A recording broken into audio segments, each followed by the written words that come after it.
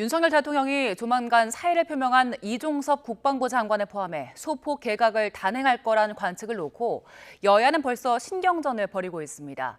민주당은 최상병 사건 수사 외압 의혹 중심에선 이 장관을 교체하는 건 꼬리 자르기라고 비판했고, 국민의힘은 야당의 탄핵 추진으로 우려되는 안보 공백을 고려한 거라고 맞섰습니다. 국회 연결합니다. 정현우 기자. 네, 국회입니다. 네, 이종석 국방부 장관 교체설을 두고 여야가 공방을 벌이고 있다고요.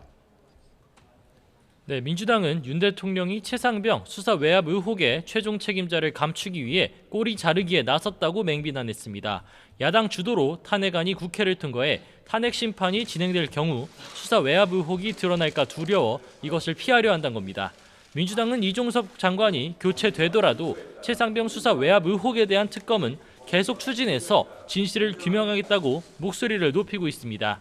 반면 국민의힘은 실제 이 장관이 교체된다면 이는 민주당의 무리한 국무위원 탄핵 시도에 따른 거라고 반박하고 있습니다. 민주당의 무리수로 우려되는 안보 공백을 고려한 조치란 겁니다. 최상병 수사 외압 의혹 관련 특검도 경찰 수사를 지켜보면 될 일이라며 야당이 정쟁을 일삼는다고 날을 세우고 있습니다.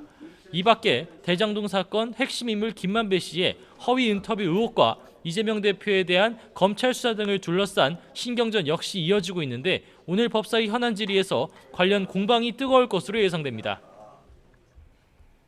네, 오늘 열리는 국회 교육위 소위에서는 이른바 교권 회복 4법이 처리될지도 관심이라고요. 네, 서희초 교사 사망 사건 등을 계기로 교권 정상화를 요구하는 교원단체 등의 목소리가 이어지고 있는데요. 여야는 오늘 교육위 법안 심사 소위를 다시 열고 지난번 회의에서 합의하지 못한 교권 회복 4법을 재논의합니다.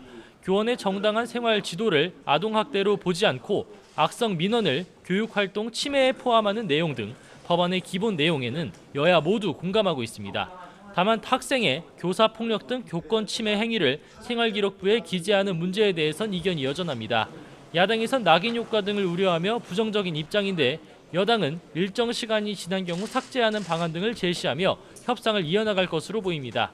교원 배상, 책임보험을 민간보험에도 위탁할지 역시 쟁점입니다. 오는 21일 본회의에서 교권회복 4법을 처리하기 위해선 모레 교육위 전체회의로 법안을 넘겨야 하는 만큼 오늘 소위에서 접점을 찾을 수 있을지가 주목됩니다.